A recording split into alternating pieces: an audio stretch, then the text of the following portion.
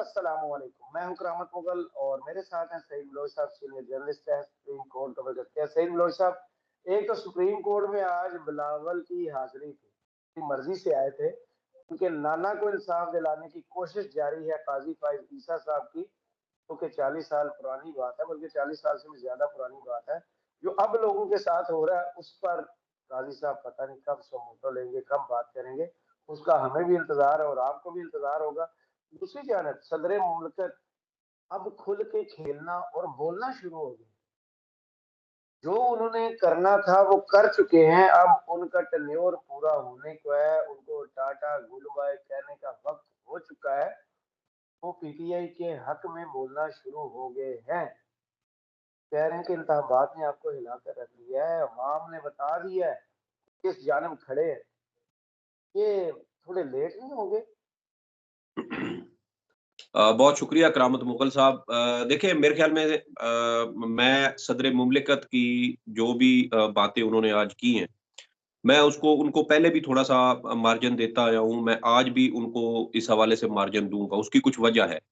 مثال کے طور پہ ماضی میں آپ کو یاد ہوگا جب غالباً ستمبر کے مہینے میں صدر صاحب نے تاریخ دی تھی تاریخ انہوں نے دی تھی 9 اگست کو سائن کیے تھے، تاریخ دینا بھول گئے۔ جی تو انہوں نے 6 ستمبر کی تجویز کہہ لیں اس کو، یا انہوں نے جو تاریخ مقرر کی کہ عام جی 6 نومبر جی تو میں سمجھتا ہوں کہ صدر صاحب نے اپنے طور پر ایک کوشش ضرور کی، لیکن معاملہ یہ تھا کہ جب آپ کی پوری سٹیٹ ایک صدر صاحب کے اگینسٹ کھڑی ہو اور جنہوں نے یہ انتخابات کروانے تھے وہ انکار کرتے رہے، جیسے انہوں نے پنجاب اور خیبر پختونخوا میں عام انتخابات جب اسمبلیوں کے ہونا تھے تو اس وقت انہوں نے کہا کہ ہم فوج نہیں دے سکتے، ہم پولیس فراہم نہیں کر سکتے، ہم دیگر جو سیکیورٹی فورسز ہیں وہ فراہم نہیں کر سکتے۔ ہاں، یہ لکشمی کا سب سے بڑا ایشو تھا۔ اور دیکھیں کہ صرف الیکشن کمیشن کے وہ اسٹیٹ بینک آف پاکستان کے کنسولیڈیٹڈ فنڈ میں 1410 ارب روپے پڑے تھے سر، اور الیکشن کے لیے 2 صوبوں میں چاہیے تھے صرف اور صرف 20 ارب روپے۔ جی تو دیکھیں کہ 20 ارب چاہیے تھے اور اسٹیٹ بینک کے پاس 1410 ارب روپے موجود تھے، لیکن اس کے باوجود پیسے نہیں دیے گئے۔ پارلیمان کے پیچھے چھپنے کی کوشش کی گئی، ہر وہ حربہ استعمال کیا گیا جس کا مقصد آئین کی خلاف ورزی کرنا تھا، آئین شکنی کرنا تھا۔ پنجاب اور خیبر پختونخوا کی عوام جو پاکستان کی مجموعی آبادی کا تقریباً کوئی 70-72% بنتی ہے، ان اتنی بڑی تعداد میں یعنی کہ 28 یا 30% کے لیے 70-72% عوام کو ان کے حق رائے دہی سے، ان کے بنیادی حقوق سے محروم رکھا گیا۔ یہ سب کچھ ہم نے اس ملک میں ہوتے ہوئے دیکھا ہے، ابھی ایک سال بھی نہیں ہوا۔ دوسری جانب آپ دیکھیں کہ صدر مملکت نے کوشش کی، اب ان کی بات کو تجویز بنا دیا گیا یا جو مرضی کریں، صدر کا عہدہ پاکستان کی جو ایک ہائرارکی ہے ریاست کی، اس میں وہ سب سے اوپر آتے ہیں، باقی تمام جو آپ کی ریاست کے عہدے ہیں وہ ان سے نیچے ہیں۔ آپ کے ملک میں جو کرنسی چلتی ہے وہ بھی صدر مملکت کے نام سے ہی جو ہے وہ چلتی ہے، سارا نظام ان کے دستخط سے ہوتا ہے۔ تو آج صدر صاحب نے ایک بار پھر، اچھا صدر صاحب کا جو مخاطب تھا آج وہ کوئی عام لوگ نہیں تھے، وہ پاکستان کی ایلیٹ تھی۔ وہ بار بار اپنے خطاب میں کہہ رہے تھے آپ ایلیٹ نے آپ نے یہ کرنا تھا، آپ نے یہ کیا، آپ نے ایسے کیا، عوام نے ووٹ دے دیا، عوام نے اپنا مینڈیٹ دے دیا، عوام نے بلہ واپس کر دیا۔ پھر انہوں نے کہا کہ لوگوں نے ڈھونڈ کر جو ہے وہ مہریں لگائی ہیں۔ تو دیکھیں کہ انہوں نے بالکل ٹھیک کہا کہ عوام نے جو اپنی ذمہ داری پوری کرنی تھی وہ پوری کر دی ہے۔ اب لوگ ووٹ دینا تھا عوام کا کام، عوام نے اپنے منتخب نمائندے منتخب کر کے آگے بھیج دیے۔ اچھا انہوں نے ایک موقع پہ نا ہنستے ہوئے وہ بات کی کہ لوگوں نے الیکٹ کر دیا اور آگے اب آپ ان کو الیکٹ ہونے دیں۔ تو صدر مملکت صاحب نے آج ایک بار پھر نہ صرف پاکستان کی ایلیٹ کو ان کی جو ذمہ داری ہے وہ بتانے کی کوشش کی، اور دیکھیں کہ انہوں نے جو غریب کا مقدمہ تھا، میں سمجھتا ہوں کہ وہ بھی آج بڑے مناسب فورم پر بہترین انداز میں پیش کیا ہے۔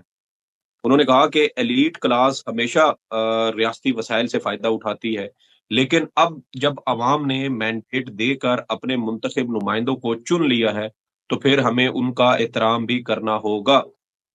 اور آپ دیکھیں کہ صدر مملکت صاحب کی جانب سے پاکستان کی ایلیٹ کلاس کو کہا گیا، ان کو جو ہے وہ ایک طرح سے سمجھانے کی انہوں نے کوشش کی کہ ریاست کے جو امور ہیں وہ اس طریقے سے نہیں چلائے جا سکتے کہ فلاں سے جو مینڈیٹ ہے وہ اسے چھین لیا جائے اور جو منتخب نمائندے جن کو عوام نے منتخب کیا آپ ان کو پس پردہ کر دیں. تو کہیں نہ کہیں انہوں نے بھی یہی بات کی کہ ہمیں ریڈ لائن لگانی پڑے گی.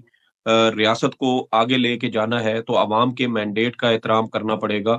اور ایک طرح سے انہوں نے بھی میرے خیال میں وہ جو مشاہد حسین سید صاحب نے آج سینٹ میں بات کی انہوں نے بھی وہی بات کی ہے، لیکن اس کے لیے کرامت مغل صاحب سب سے جو پہلا اور اہم قدم ہے وہ یہ ہے کہ تمام سیاسی جماعتیں ایک دوسرے کے مینڈیٹ کا احترام کریں. اب مسلم لیگ نون کا مسئلہ یہاں پر سب سے بڑا مسئلہ مسلم لیگ نون کا آتا ہے. یار آپ مثال کے کو طور نہیں پہ لگتا ہے یہ ماحول میں نہیں نون نہیں اس پورے ماحول کو ٹھیک کر سکتی ہے پاکستان پیپلز پارٹی؟ کہ دونوں کے دیکھیں درمیان ایک پل بنے، وہ لے آئے، ان کے کینڈیڈیٹ لے آئے، اپنے فارم 45 سارے لے آئے اور بتا دیں ہمارے پاس جو فارم 45 ہے اس کے مطابق پی ٹی آئی جیتی ہوئی ہے، ہمارے فارم 45 کے مطابق کہیں سے نون جیتی ہوئی ہے.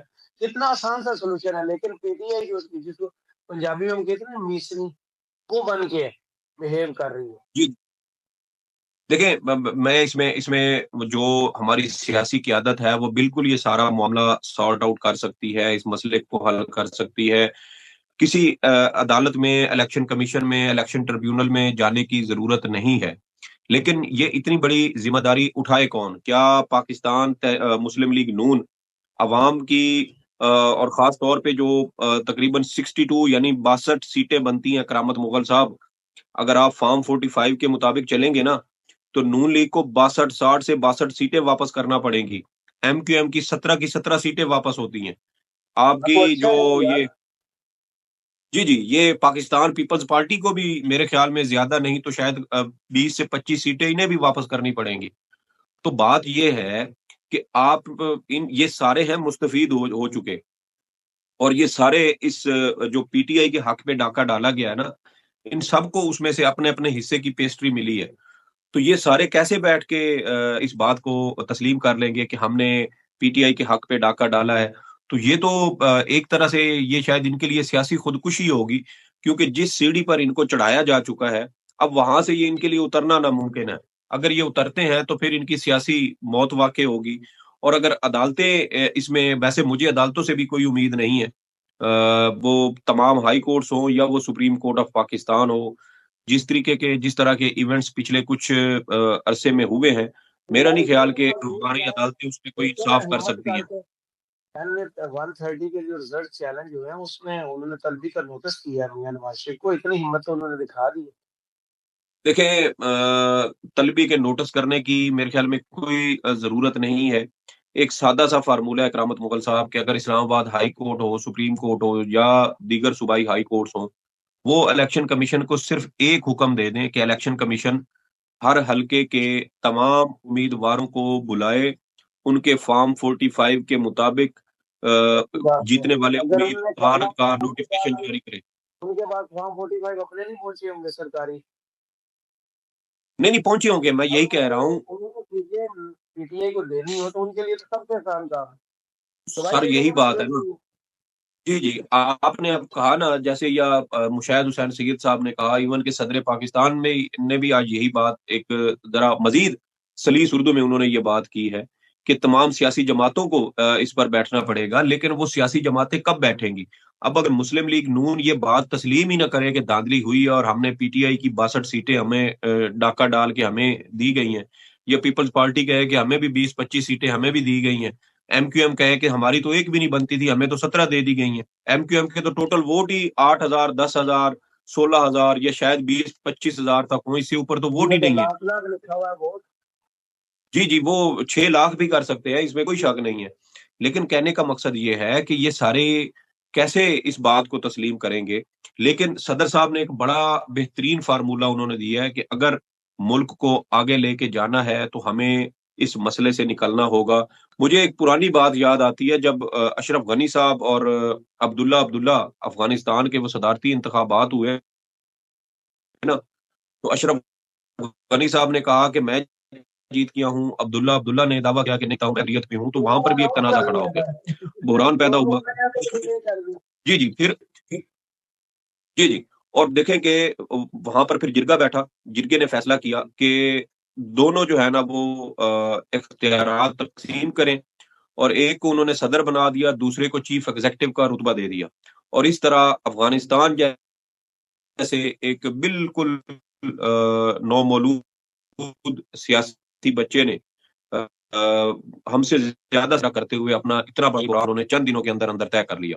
दूसरी जानब हम तान वाले हैं कि हमारे इनात करना हो ना, हमारे अपोजिशन लीडर और वजीर आजम के दरमियान इत्तेफाक नहीं होता। वो अपनी पसंद का लाते हैं, वो अपनी पसंद का लाते हैं, और मजबूरन फिर नाम कहीं और से आ जाता है, और फिर जब वो नाम आता है तो फिर बाद में जब वो उसी के हिसाब से अपने फैसले करते हैं तो फिर इसी के मुताबिक आप सुप्रीम कोर्ट में जब बिलावल पेश हुए हैं तो सवाल मतीउल्लाह जान साहब ने किया कि आप एस्टेब्लिशमेंट से क्या मांग रहे हो। बिलावल साहब ने एक तरह से ये तो एतराफ कर लिया है कि उनके एस्टेब्लिशमेंट के साथ राब्ते हैं, और आम इंतखाबात से पहले जब बिलावल मुख्तलिफ सियासी जलसों में अपनी तकरीरें कर रहे थे तो वो बार बार पैगाम देते थे, और हम कहते थे कि बिलावल साहब भी अब अपनी सीवी जो है वो पेश करने की कोशिश कर रहे हैं कि मुझे वजीर आजम बनाए, मैं आपके ज्यादा अच्छे तरीके से काम आऊंगा।